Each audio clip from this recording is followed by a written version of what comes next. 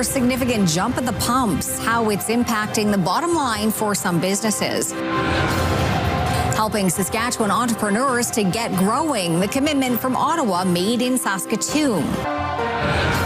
And probing Poultry, the research facility to open on Saskatchewan soil. This is CTV News with Chantel Saunders. Good evening. Rising fuel prices are once again hitting drivers. The price at the pumps took another jump today, and the effects are being felt across several industries. As Stacey Hine explains, businesses and airlines are also starting to feel the pinch. Fuel prices are climbing again. In Saskatoon, gas jumped about 6 cents overnight, now sitting at around $1.60 a litre, with some stations as high as $1.64. Some businesses say those costs add up fast. Home builder Cambridge Homes says its project supervisors travel between job sites, suppliers, and meetings every day, using a fleet of nearly a dozen vehicles. Most of the day we are on the road. At the end of the month, when all the supervisor managers submit their bills, I will see a big increase in the bills. The company also expects subcontractors to raise their rates, which could mean a 5 to 10% surcharge on projects. At the end, everything goes back to the consumer, so that is the sad part. For door-to-door salesman Jared Roosh, his car is his office. He expects to pay an extra $30 to $40 every time he fills up. And wintertime, I'm sitting in my car, keeping warm. Summertime, I'm keeping cold with the AC on, one or the other, so uses a lot of gas. Higher fuel costs could also mean more expensive air travel. Analysts say if jet fuel prices stay high, international flights could cost up to $200 more. In a statement to CTV News, WestJet said rising jet fuel prices have already made operating flights more expensive. Air Canada and Porter Airlines both issued statements saying it's too early to forecast how ticket prices may be impacted. The Saskatoon Airport says it's also feeling the impact of higher fuel prices. We're not immune from that, for sure. So there are definitely fuel costs have gone up and escalated, but I would suggest manageable for us right now. The recent spike is being driven by tensions in the Middle East, pushing global oil prices higher. And when fuel costs go up, it doesn't just hit drivers. Those higher costs ripple through the economy and eventually reach consumers' wallets. Stacey Hine, CTV News, Saskatoon. The federal government is looking to give entrepreneurs the push they need to excel. As Keenan Sorokon reports, some new support could help launch the next Saskatchewan success story. Edgar Payen had big dreams when he came to Canada a little more than 2 years ago, but he didn't know where to start to turn that dream into the business he always envisioned. Going above and beyond with branding, with the right connections, that's a difficult part. So he started with Srita's Sask Startup Institute, which got him in touch with the right people and helped make the Churros Churro Shop a reality. Thanks to that accelerated everything, and we were able to start in, I would say, 5 months.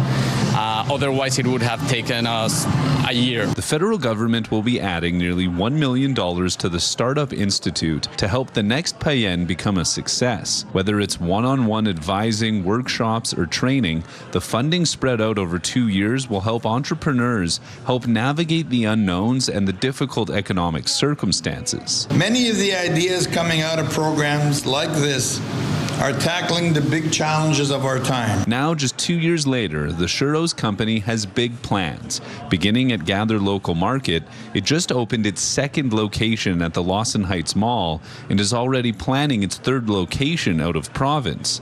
Payen isn't stopping there. He plans on growing his business into the biggest churro franchise in the world. And none of it would be possible without that first bit of help he got along the way. We're 100% sure that what we're doing is changing things, and it's working. We can see it in the community we've built and how responsive they've been with us. Keenan Sorokon, CTV News, Saskatoon.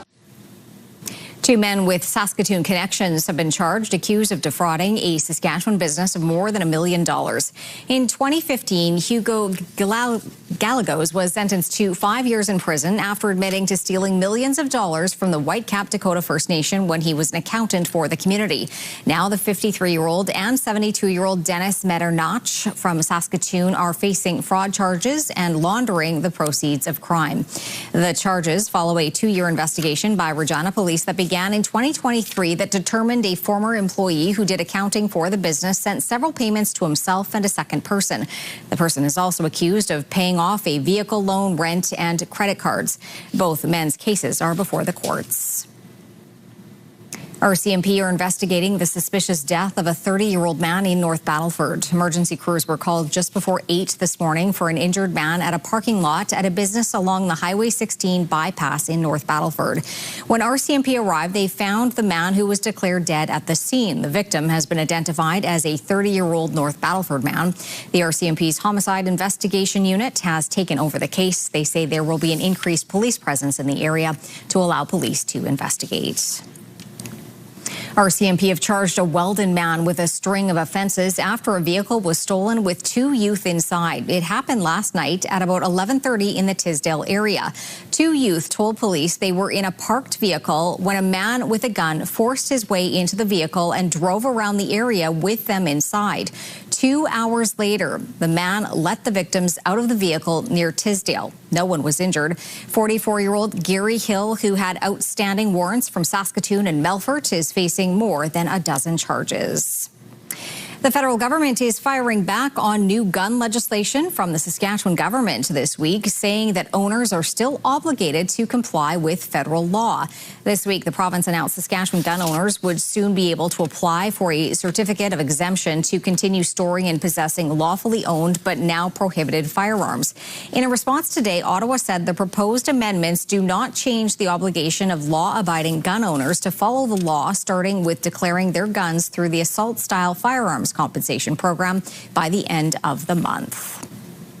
The city is warning of traffic restrictions as repairs on the overpass on the southern edge of Saskatoon begin next week. Last week, a semi hauling heavy equipment too high to pass under the overpass at Highway 11 and Highway 16 slammed into the structure.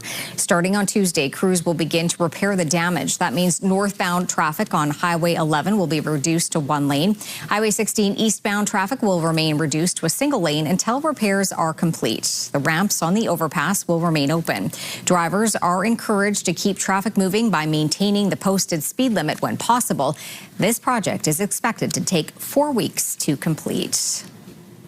The water slides at the Lakewood Civic Centre will be closed until further notice. The City of Saskatoon says the slide was originally slated for replacement in 2027, but recent inspections forced the closure of the slide to ensure guest safety.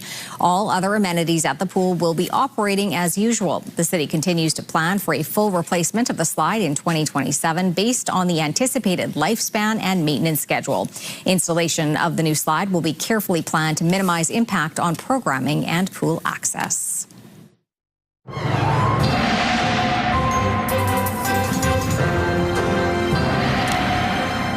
Well, Jeff, it wasn't a bad day out there today. It was nice to see the sunshine. Yeah, that made a big difference, Chantel. The sun was out. Certainly, it was colder than seasonal. There's no question about that. But yes, the sun made a big difference. A lot of smiles out there because of the sun.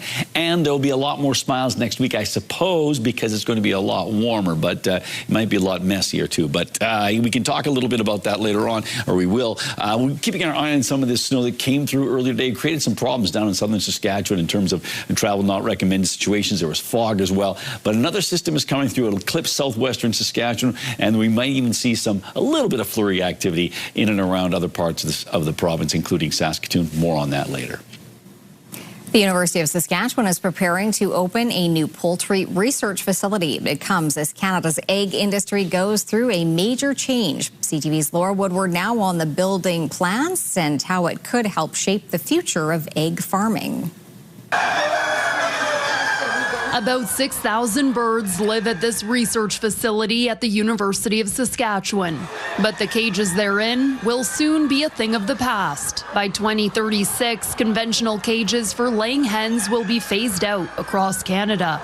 And as the industry shifts to giving chickens more space to move, the university is planning a new poultry research facility. To move to enriched, to free run, to free range. And as we do that, we need more research. And this research facility also needs to be updated.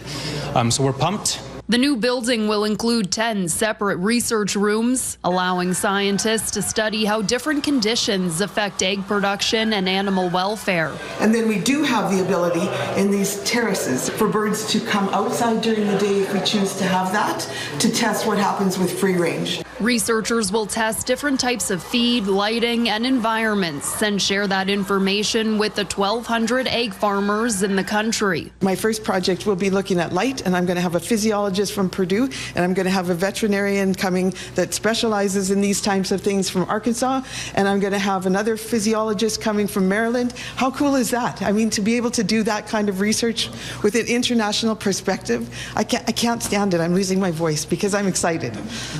I do love chickens, yes. Every person who steps foot into this facility must be suited up to avoid the spread of avian flu and other diseases. It's the same reason that these chickens will be euthanized at the end of their laying season. So at the end of the flock, the production cycle is stopped and we bring in a new bunch of young birds. The facility is anticipated to open within the next 2 to 3 years. Laura Woodward, CTV News, Saskatoon. The province is making some changes to SGI fees for next year. The cost of deductibles on basic SGI plate insurance will go up from $700 to $950, while some might see a jump of around 20% starting January 1st of 2027. Other fees include a new $15 charge to register a vehicle or renew a license, a $5 charge to renew your registration, and an extra $2 on driver's license transactions. We saw the Premier stand up this week and talk about affordability, talk about his budget, how he's not going to be making it more expensive for the people of Saskatchewan. And what do we see the Friday before budget? The government of Saskatchewan making it more expensive. The province says the changes will support the auto fund long term, which faces challenges over inflation and rising vehicle repair costs. After doubling road use fees for electric vehicles last year, the province will tie increases to inflation going forward. The province says indexing fees annually based on the national inflation rate will keep fees for EV users in line with traditional vehicles, contributing to road maintenance through the provincial fuel tax. And the province will add a fee called a habitat certificate into fishing licenses, joining the fee charged to hunting licenses. Fishers will pay another $20 for a year, $5 more for a weekend pass. The province expects these changes will bring in an additional $2.1 million a year. Hunters with both licenses only need to pay for one of the habitat certificates, but could face a new $15 fee if they don't submit hunter harvest surveys. With completion rates only at about 60%, despite being mandatory, the province hopes this will incentivize hunters to complete them. And Saskatchewan's immigrant nominee program is set to change as well. It will now cost $500 to apply for skilled workers, regardless of whether or not they have a job offer. The province says this change is tied to shifting immigration levels. The new fee is expected to add $2.9 million a year, which the province says will cover the majority of the program cost. Requesting a second review for skilled workers used to be free, but it will soon cost an extra $250. But successful second review applicants would be reimbursed. Saskatchewan's opposition is warning of continued power rate hikes should Saskatchewan push ahead on investing in coal-fired plants well into the next decade. Donovan Mace has more. The Saskatchewan NDP claims Sask power rates may continue to increase if the province continues its current grid strategy. That's according to modeling commissioned by the opposition, conducted by the energy supermodelers and international analysts. Saskatchewan needs an affordable, a flexible, and a reliable plan for power generation going forward. That's certainly not what we see from the government. Now, MCI examining consumer-centric energy rates, the impact of energy demand and supply, as well as as the evolution of rates and charges. SaskPower has stated it remains on schedule to introduce nuclear power into the grid in 2034, but until that time, the province says it is making over $900 million of investments into refurbishing coal-fired plants to assist in the transition. However, MCS says the government's scenarios present higher rates on average due to the added costs of coal refurbishment, adding the highest potential power rates are observed under high demand for coal with no importing from other sources. Now, while lower rates arise from emission reduction measures driving significant clean energy build-out with potential climate policy pushing rates higher. Now, in response to CTV News, Minister Jeremy Harrison says the provincial energy security strategy strengthens and expands Saskatchewan's electricity system through a diversified, all-of-the-above investment approach. This includes evaluating the cost and value of extending legacy assets versus the cost of new build options. Whether it's wind, solar, that has the capacity now in order to support the SaskPower's nuclear buildup. I mean, I think you'll see a proposal from us pretty shortly on this. Of course, we've been critical for a while that the province should have been doing more in the past. While the NDP wouldn't disclose their plan to reporters yet, the opposition is expected to release details by the end of the month. Donovan May, CTV News, Regina. Leaders from Treaty 6 First Nations say their meeting with King Charles this week was brief but meaningful. 7 chiefs from the prairies, including Saskatchewan, had a private visit with the King in London on Wednesday. They say they were able to personally deliver a formal invitation for His Majesty to attend the 150th commemoration of the signing of Treaty 6 at Fort Carlton in August. It was also an opportunity to discuss treaty matters such as hunting and fishing rights, as well as the right to health care. The leaders say the King was welcoming and engaged and asked questions about what is happening on First Nations and how treaties are implemented and honored in Canada. They say he also committed to upholding the honor of the Crown under treaties. A boost for Sask Jazzfest this summer.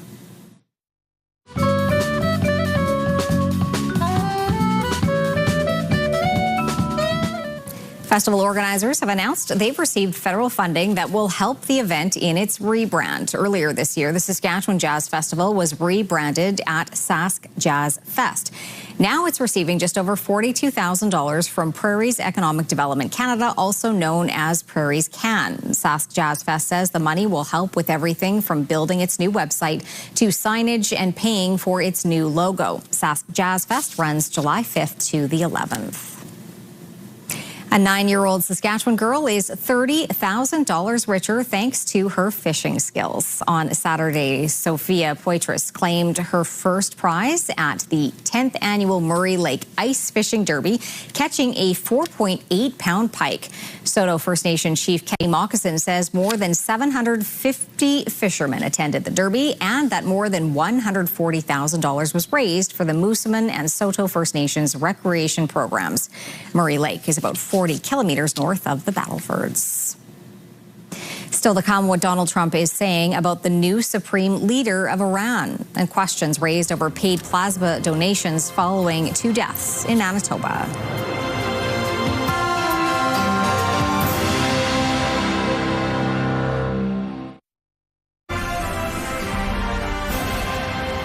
You're watching CTV News Live from downtown Saskatoon. Thanks for staying with us tonight. Questions are being raised about the practice of paid plasma donations in Canada after 2 people in Winnipeg died following collections. Now health advocates are calling for a ban on this practice in Manitoba. Alex Karpa has more. 22-year-old Rodiat Alabede was a Nigerian student studying in Winnipeg. A GoFundMe page identifies her as one of 2 people who died after donating plasma at 2 collection centers in the city. Now, donating plasma for money could be banned in Manitoba. All options will remain on the table. Our top priority is the safety and well-being of Manitobans. Health Canada said it received reports that 2 people died after donating plasma at 2 Grifols centers in Winnipeg. The Spanish-owned company specializes in producing plasma medicines and told CTV CTV News, each donor undergoes extensive evaluations before being deemed eligible. These are really disturbing, tragic events. The Manitoba Health Coalition says the province must hold an inquest into both deaths and is calling for a provincial ban into paid plasma donations. We support ending this predatory practice and rebuilding and expanding the voluntary system that is much safer and equitable ultimately. Grifols has more than a dozen collection centers in Canada. According to its website, donors could make up to $100 per donation. There is no incentive for Grifols to deny a donor when they could be making money from selling their plasma. Hematologist Dr. Ryan Zarechansky says deaths from plasma donations are extremely rare. Neither myself nor colleagues in Winnipeg have heard of this complication, and so it really does evoke a sense of concern that we'll have to understand. Manitoba's health minister said the province is not ruling out ending payment for plasma here in Manitoba, but said they are waiting for a review from Health Canada. Alex Carper, CTV News, Winnipeg. The conflict in the Middle East now in its 14th day is showing no signs of slowing down as the number of deaths and the knock-on effects to the global economy continue to mount. The U.S. and Israel are pounding Iran while it is still capable of attacking its neighbors and causing havoc in the Strait of Hormuz. Heather Wright is in Turkey again tonight with the war's developments in the region. What appears to be a projectile streaks across the sky near Incirlik Air Base in southern Turkey. NATO confirming a missile from Iran bound for Turkey was intercepted today, the third such interception since the war began. It sounds crazy because, normally Iran is a semi-ally to Turkey. So that was surprising to see, but, war is crazy. Turkish authorities have not said what the target was, but U.S. and NATO troops are stationed at Incirlik. In Istanbul, the mood is calm, but there is worry the war could spread. They are trying to involve other countries too, and so maybe there will be something, but I'm hoping it won't be anything bad. Today, the United States confirmed a refueling plane, similar to the one seen here, crashed in western Iraq, killing all 6 crew members. U.S. Central Command says the crash was not caused by hostile or friendly fire and is under investigation. In Tehran, smoke can be seen rising as thousands gathered to mark Al-Quds Day, one of many rallies across the country. People are not afraid of these attacks, the head of the judiciary said, vowing Iran won't back down. While Iran has been battered by U.S. and Israeli bombardment, it continues to strike its neighbors, with thick black smoke seen rising from Dubai's financial district today. In northern Israel, Iran's proxy Hezbollah fired hundreds of rockets overnight, injuring dozens, including a number of children. Israel continues to hit Beirut and its suburbs, with the death toll in Lebanon at nearly 700, according to the health ministry. Today, UN Secretary General Antonio Guterres visited Lebanon and called for an immediate ceasefire. Lebanon was dragged into a war that is not a war that its people would be willing to have. The exact death toll of this conflict is still not clear, but government officials and UN agencies believe as many as 2,000 people have been killed and millions displaced, the majority in Iran and Lebanon. Heather Wright, CTV News, Istanbul. The U.S. Pentagon is reporting its joint operation in Iran has hit more than 15,000 targets. As the U.S. Secretary of War suggested, Iran's new supreme leader was wounded much more seriously in those initial strikes against the regime and is likely disfigured. With more on that, here is Joy Malbon in Washington. With casualties mounting, recognizing the cost of this war, a somber moment for the 6 U.S. service members killed in that refueling crash in western Iraq. Please keep these brave airmen, their families, friends, and units in your thoughts. From the U.S. Secretary of War, more bravado, suggesting Iran's new supreme leader, who's not been seen since the first airstrikes, is desperate and in hiding. They've gone underground, cowering. That's what rats do. We know the new so-called not-so-supreme leader is wounded and likely disfigured. And with oil tankers on fire, Pete Hegseth dismissed fears about oil disruptions through the Strait of Hormuz, effectively blocked by Iran. As the world is seeing, they are exercising sheer desperation in the Straits of Hormuz. something we're dealing with. We have been dealing with it, and don't need to worry about it. Americans are worried about it, feeling the impact of soaring gas and now food prices. It's short-term pain, says the U.S. president, in exchange for a nuclear-free Iran, telling Fox News Radio. We are decimating them. We've knocked out most of their missiles. We've knocked out many of their drones. We're hitting them harder than anybody's been hit since World War II. And with shifting timelines and declarations of victory already, the president gave another benchmark when he'll know the war is over. When it's over, this is going to bounce right back so fast. When are you going to know when it's over? When I feel it in my bones. The president insists on unconditional surrender from Iran in a war that has taken thousands of lives already and cost the U.S. more than $11 billion in just the first 6 days. Joy Malbin, CTV News, Washington. The Prime Minister spent the day in Norway observing a military demonstration as part of NATO's cold response exercises.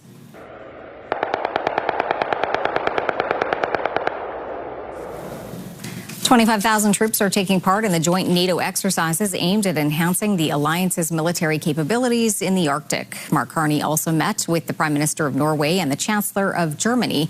He'll also travel to the United Kingdom, where he'll meet with King Charles and British Prime Minister Keir Starmer.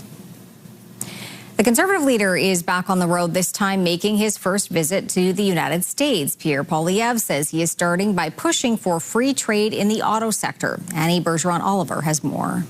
Pierre Poilievre kicked off his tour today, promising to fight for a tariff-free auto sector. We need to regain access to the United States market with a plan that will be good for Canada and realistic on the other side of the river. Between tariffs, CUSMA negotiations, and the war in Iran, polls show the Canada-U.S. relationship is more important to voters than ever before. And experts say the opposition leader seems to be trying to show Canadians he's listening. Since just before and after the election, he's been trying to change the subject largely, try to get Canadians to focus on other issues that are maybe more domestic in nature. And I think this is an attempt to insert himself into the story in a way he hasn't. And that, some say, is good for Poilievre's personal brand and for Canada as it works to reverse Trump's protectionist trade policies. I think it's good for Pierre Poilievre personally. I think it's good for the country to have people who speak in a slightly different language about world affairs and their ideological predisposition to be in the United States talking about the Canada-U.S. relationship. Poilievre is skipping Washington. I'll leave the negotiating up to our government. Choosing instead to hold meetings with business and political leaders in 3 major states: Texas, New York, and Michigan. He's obviously looking at the polls. He knows how he compares in public opinion to Mark Carney, and he's trying to counter that. Poilievre's visit comes as he tries to regain some of the momentum he had going into the last election before the U.S. president started talking about the annexation of Canada. Annie Bergeron-Oliver, CTV News, Ottawa. Well, Jeff, the cool weekend is upon us. It is. It's going to be a cold weekend. And what can I tell you? We've got ourselves some cool conditions that are coming our way. Let's take a look at Skycam. Can we do that right now? Maybe we can't. There we go. There's Skycam. This is called Jeff Forgot His Clicker. So let's just, nice big blue sky there. La-da-dee-dee-da. All right. Okay, I'm back. All right, here we go. Moving on. All right, here we go. Bottom line is we've had ourselves a cold day, minus 12 right now in Saskatoon. That's pretty much been the temperature throughout the afternoon. Minus 13 in Prince Albert, minus 12 in the Battlefords, a bit of sunshine, a bit more sunshine in the Battlefords region. And Saskatoon's almanac, well, not much different from our current temperature, minus 11. That was in the, well, before noon, basically between about 9 in the morning until noon. And then temperatures really haven't varied all that much. Minus 2 is the normal temperature this time of year, typical temperature. 11 degrees on the plus side, the record from 2012, minus 37, the record cold temperature from well over a century ago. And the sun is going to go down at 7:08. Coming up, putting teen skills to the test. A look at unique competitions pitting student against student.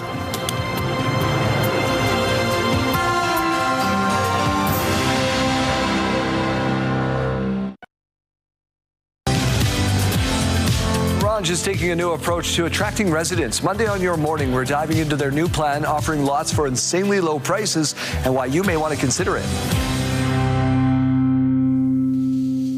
All right, I have my clicker. A big blue sky. Everything looks fantastic here, and we've got ourselves a cold day today, a coldish day tomorrow, but things are warming up. Let's take a look at our satellite and radar shot here. And, well, it's going to be a soggy week in British Columbia, a bit of a break tomorrow, and after that, it is going to be a wet one as the Pineapple Express really impacts British Columbia. So if your travels are taking you there, take an umbrella. Relatively quiet conditions across the prairies. We do expect to see some snow down across the southern parts of Alberta into Saskatchewan. We'll show you that on the future cast. And then more rain and snow and ice pellets and all that mess is hitting parts of Ontario and Quebec again, eventually making its way into Atlantic Canada. We'll talk a little bit about that later. Minus 12 degrees in Saskatoon and the Balfords, minus 13 in Prince Albert. The hot spot in the province, that was Val-Marie at -1. Key Lake back at number 1 in terms of being cold, minus 43. So 4 out of 5 days this week, Key Lake was the provincial cold spot. Around the province we go. Currently it is minus 15 in Lloydminster, minus 10 in Swift Current, but it jumps up to minus 6 in Moose Jaw, minus 8 in Regina, minus 11 in York, and minus 5 in Estevan. In central parts of the province, temperatures ranging 10 degrees from minus 9 in Kindersley down to minus 19 in Nipawin. A lot of places in the minus teens in the on the high side of things. As we make our way up north, minus 20 in Stony Rapids, a little colder in Key Lake and Collins Bay, but it warms up to minus 17 in both Buffalo Narrows and La Ronge. And down south, does it warm up? Yes, it does, but there's no plus temperatures on this part of our map. Minus 14 in Last Mountain Regional Park, minus 11 in Melville. Everyone else in the minus single digits. The warmest community on this part of our map, that's Carlisle at minus 5 degrees. So here's the future cast. So there is this little system sliding up across Montana and clipping up Alberta and Saskatchewan. So it does move across the northern plains states, but it does have an impact in our area. And it does get a little windier down south, so that might create some obscurity issues, some visibility issues as we make our way into the next day or so. Minus 15 in La Ronge, minus 18 in Stony Rapids, minus 16 in Buffalo Narrows, minus 13 in Meadow Lake and Spiritwood, a little warmer than that in Kindersley and Rosetown. Temperatures hovering around minus 8 for the southwest. A chance of some flurries in Maple Creek, as we mentioned. Cloudy or mainly cloudy skies in the southwest. Temperatures remaining below seasonal, basically around 7 degrees on the minus side for Regina, Moose Jaw, and Estevan, minus 13 in Yorkton, and temperatures in the minus teens, the low to mid-teens on the minus side for east central Saskatchewan, a chance of flurries in Hudson Bay. For the Battlefords, dropping down to minus 19, minus 12 tomorrow with cloudy skies, and then the forecast is a relatively cold weekend, but warming up by St. Patrick's Day, 7 degrees with mainly cloudy skies. Prince Albert area, minus 24 overnight, so cold overnight, and staying cold tomorrow, a high of minus 12 and minus 11 on Sunday, but getting into the plus temperatures starting on St. Patrick's Day, a good chance of either rain or snow on that day, or both. And finally for Saskatoon, minus 21 with partly cloudy skies, minus 11 tomorrow, so that's certainly about 9 degrees below seasonal, and then minus 9 on Sunday. Et tu, Brute. That's right, the Ides of March on Sunday. Monday, minus 5. St. Patrick's Day, 6 on the plus side, a slight chance of rain or snow, and then 3 on Wednesday, 4 on Thursday and Friday.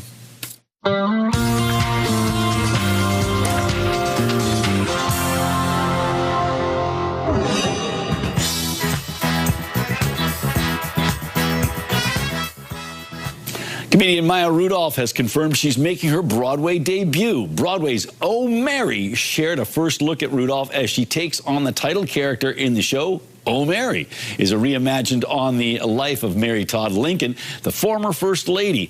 Maya Rudolph dons the hoop skirt for 8 weeks starting in April. It was one of the most popular concert tours ever, but now Taylor Swift fans who saw her shows in Vancouver may be eligible for a refund. Consumer Protection BC says it reached an agreement with StubHub on the Eras Tour after investigating allegations the business violated the Provincial Ticket Sales Act. StubHub has denied the allegations, but agreed to refund the tickets, which did not clearly indicate they were for seats where views would be partially or fully obstructed. The company is supposed to contact eligible purchasers by May 1st. Great seats. You're my soda pop, my little soda pop. And from a no surprise to anyone file, K-pop Demon Hunters will officially return with a sequel. It's co-written and directed by the original creator, Maggie Kang. The film is Netflix's most watched movie of all time. Golden became the first K-pop song in history to win a Grammy Award. There's no release date yet, but it's now in the works.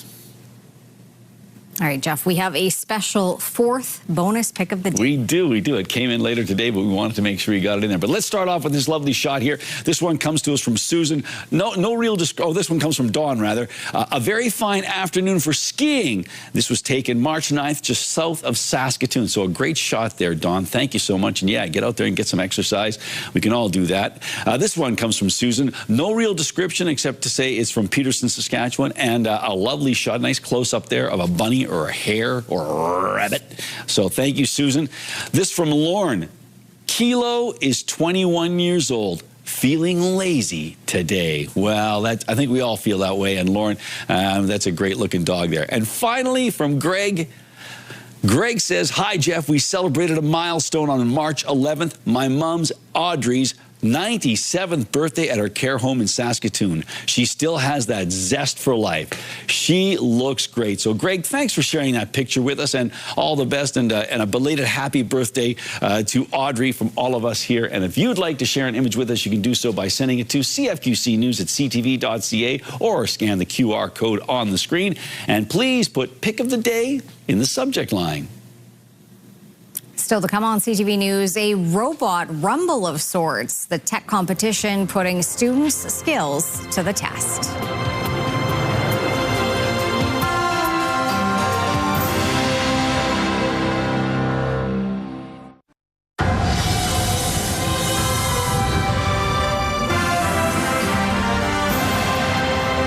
A group of students in Ontario gathered today to show off their robotic skills. Sean Lee Thong on the competition that is putting some talented teens to the test. The task is building robots, able to shoot a ball into a basket. The result is inspiring young minds to succeed in the critical fields of science and technology. It kind of teaches us these important skills that we might need later in the future. Lucy Pham is the captain of the robotics team at Downsview Secondary School. They're one of 29 teams from across Ontario taking part in FIRST, a robotics competition at Humber Polytechnic. You're always going to be working on time crunch. You're always going to be thrown projects and stuff like that, and you have to be ready, right? Each team has 2 months to design and build their robot. This is the future of Canada. These are the students who are learning and are going to be making the difference in our country. And the competition is loud, as students get to see their classroom work come to life. And it's like a sporting event, right? There's people cheering, there's crowd noise, there's audience, there's intense matches. It's just a great place and a great environment to be in. But as much as this competition is a celebration of science and technology, it's also building leadership skills for the future. Mehak Dhaliwal is a former competitor who's now 2 months away from her engineering degree. She says her love for STEM was born here. I think the reason why this environment feels so alive compared to competitive, even though it is a competition, is because there's this big focus on cooperation. Each competition is 3-on-3, so teams must work alongside 2 other schools while competing against 3 other schools. And whoever gets the most balls in the basket wins. You can play offense and defense. It forces quick collaboration. This systematic development of human qualities alongside the STEM is the magic formula. So while the work is immediate, the lessons last a lifetime, helping build a better future. Sean Lee Thong, CTV News. When we come back, a look at the jobs market across the country, and later, the athlete who isn't letting age slow him down.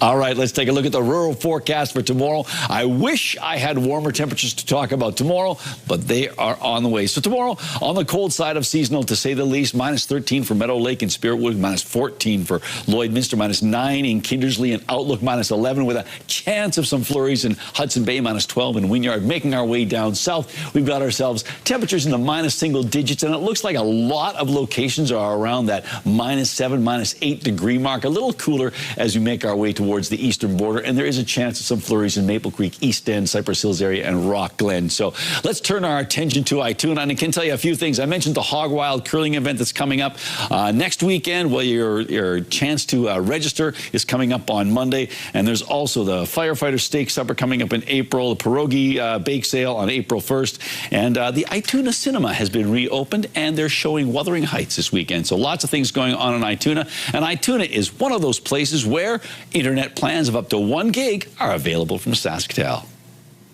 The Canadian economy lost about 84,000 jobs in February. That wasn't what most economists had expected. Marilla Fernandez has that. That kicked the unemployment rate up to 6.7%. The majority of the jobs lost were in the private sector. Young workers are feeling this the most. Employment fell 1.7% for Canadians 15 to 24. Both wholesale and retail jobs were lost, and Quebec lost the most jobs in February, followed by BC. Here are the closing numbers for the day. The Canadian dollar is down to 72.84. West Texas Intermediate is up another $2 to 98.04. Western Canadian Select up close to $8 to 79.96. And the TSX lost another 298 points today. Those are your business headlines. I'm Marilla Fernandez.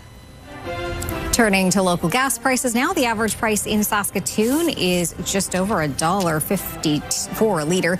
The lowest price in town is $1.38.9. On Saskatchewan markets, Cameco dropped $8.96 today, and Nutrien finished the day at $113.79. Coming up, going for gold later in life. Then how to perfect your moves on the dance floor.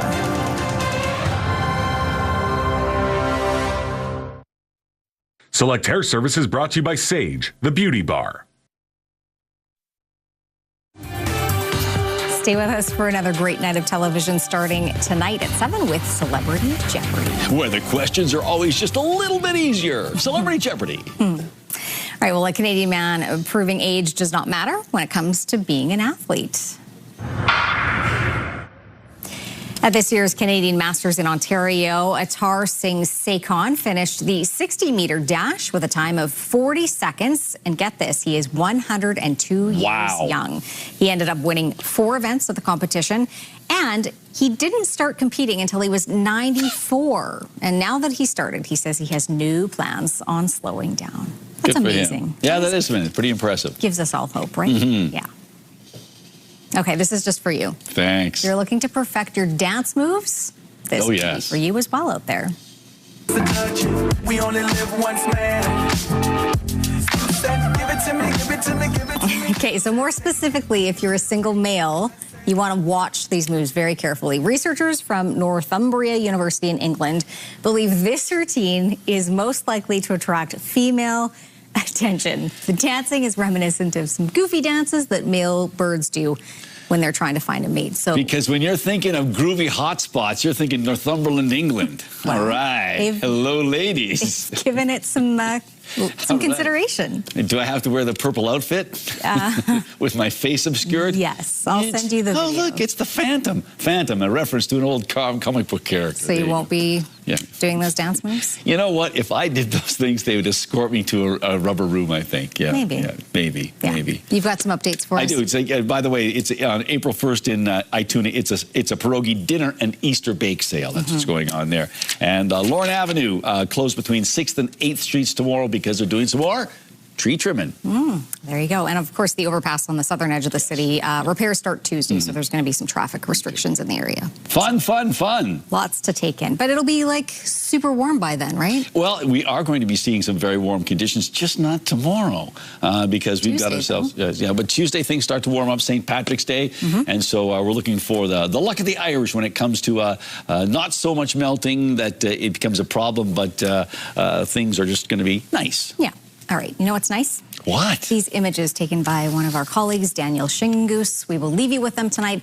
Have a safe and happy weekend. Thanks for watching. Thanks, Dan.